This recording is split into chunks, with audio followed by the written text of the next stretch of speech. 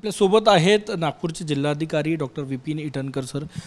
मुख्यमंत्री लाडकी बहीण योजनेचे अर्ज कुठे भरायचे, ऑनलाईन सेवा सुरू झालेली नाही, त्यामुळे गोंधळाचं वातावरण निर्माण झालेलं आहे, काय सांगा?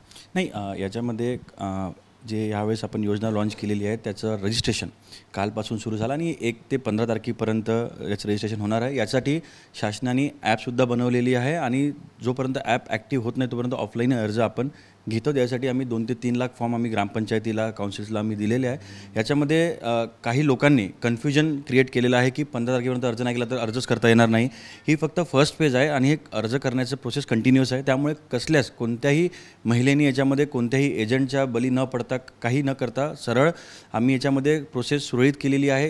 गावातली महिला त्यांच्या गावामध्ये ग्रामपंचायतमध्ये अर्ज करू शकतो, त्यांच्या अंगणवाडी केंद्रामध्ये अर्ज करू शकतात, सेतू केंद्रावर करू शकतात, आपले सेवा केंद्रावर करू शकतात आणि स्वतःच्या ॲपमध्ये सुद्धा आपण ते अर्ज करू शकतात. त्यामुळे महिलांना याच्यामध्ये आपल्या जिल्ह्यामध्ये आपण 2-3 प्रयोग करण्याचा आम्ही प्रयत्न करत आहोत. त्याच्यामध्ये नागपूर जिल्ह्यामध्ये बचत गट खूप मोठ्या प्रमाणामध्ये आहे आणि त्याच्यातल्या खूप साऱ्या बचत गटातल्या महिला या योजनेसाठी पात्र होणार आहे. त्यांनाच आम्ही सांगितलं की बाकीच्या महिलांना पण तुम्ही मदत करा, जेणेकरून त्यांना कोणत्याही एजंटच्या बली पडण्याची गरज नाही. आणि कालच जवळपास आता 8 तालुक्यांच्या आमच्या मीटिंग्स झालेल्या आहेत. तालुकास्तरीय मीटिंग्स आपण घेतो, त्यामध्ये पण मी तहसीलदारांना, BDOंना, चीफ ऑफिसरना, सगळ्यांना, तलाठीपासून सगळ्यांना आम्ही माहिती दिली आहे की याच्यामध्ये कसल्याही प्रकारचा जर त्यांनी लोकांना त्रास देण्याचा प्रयत्न केला त्यांना सोडण्यात येणार नाही आहे, त्यांच्यावर कठोरच्या कठोर कारवाई करण्यात येणार आहे. काल स्वतः मी नागपूर ग्रामीण तालुक्यातल्या 4-5 गावांमध्ये व्हिजिट केलेला आहे. त्याला उत्स्फूर्त प्रतिसाद महिलांचा याच्यामध्ये आहे आणि आता प्रोसेस सुरळीत झालेली आहे. त्यामुळे आज उद्यामध्ये मोठ्या प्रमाणामध्ये अजून फॉर्म्स जमा होईल. सर, एक तर काही लोकांच्या तक्रारी ग्रामीणमध्ये की डॉक्युमेंटसाठी जास्त पैसे चार्ज केले जातात, त्याबाबत तुम्ही काय सांगणार? काय याच्यामध्ये ऑलरेडी स्टेट गव्हर्नमेंटनी रेट्स ठरवून दिलेले आहे की कोणत्या गोष्टीसाठी काय घेणार आहे.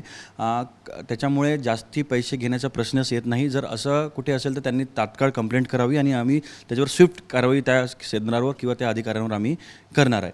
काल जेव्हा मी फील्डवर गेलो एक कन्फ्युजन असं होतं की डोमिसाईल सर्टिफिकेट याच्यामध्ये पात्रतेचा निकष होता, परंतु आता स्टेट गव्हर्नमेंटने एक असा निर्णय घेतला आहे काल की त्याला अजून रिलॅक्स करण्यासाठी त्याच्यामध्ये आता TC पण चालू शकतो. एखाद्या महिलाकडे 15 वर्ष जुनं राशन कार्ड असेल तेही आपण घेऊ शकतो प्रूफ ऑफ रेसिडेन्समध्ये. त्यानंतर 15 वर्ष जुनं मतदान कार्ड किंवा मतदान त्यांचं नाव असेल तेही ग्राह्य धरू शकतो. त्यामुळे आता डोमिसाईलची अट कंपल्सरी न करता बाकीच्या पण डॉक्युमेंट्स आपण ग्राह्य धरणार आहे. तशा इन्स्ट्रक्शन्स आपण दिलेल्या आहे आणि आपल्याला पण विनंती करतो की आपल्या माध्यमातूनही आपण नागपूरच्या महिलांपर्यंत ही माहिती पोहोचवावी. आणि माझी एक विनंती आहे की एका वेळेस गर्दी करून म्हणजे महिलांना असं वाटत असेल की 15 तारखेनंतर आपण रजिस्ट्री करू शकणारच नाही, आपण सुटून जाऊ, असं बिलकुल नाही आहे. जोपर्यंत शेवटची लाभार्थी महिला जे इलिजिबल आहे ते आम्ही एनरोल करणार नाही तोपर्यंत योजना बंद होणार नाही. त्यामुळे गर्दी न करता, कारण तिथे जाऊन लॉ अँड ऑर्डरचा प्रॉब्लेम इश्यू होऊ शकतो. त्यामुळे सगळ्यांना विनंती आहे की आम्ही तुमच्यापर्यंत पोहोचू. तुम्ही 3-4 स्पॉट्स आहेत जिथं आपण रजिस्ट्री करू शकता, त्या ठिकाणी जाऊन आपण रजिस्ट्रेशन आपलं करावं. शेवटचा प्रश्न, सर, गाव पातळीवर स्वीकारले जात आहे तर कुणाकडे द्यायचे आहे ग्रामपंचायतमध्ये? मी ते अंगणवाडी सेविका करून देणार आहे, सेतू केंद्रावर करू शकतो, आपण ग्रामपंचायतीमध्ये करू शकतो, आपले सेवा केंद्रावर करू शकतो. आणि जर त्यांच्याकडे स्वतःचा मोबाईल आहे आणि त्यांचा ॲप आहे ते आपल्या ॲपवरूनही आपण OTP बेस ते आपण करू शकतो. कॅमेरामॅन साईसह गजानन उमाटे, TV9 मराठी, नागपूर.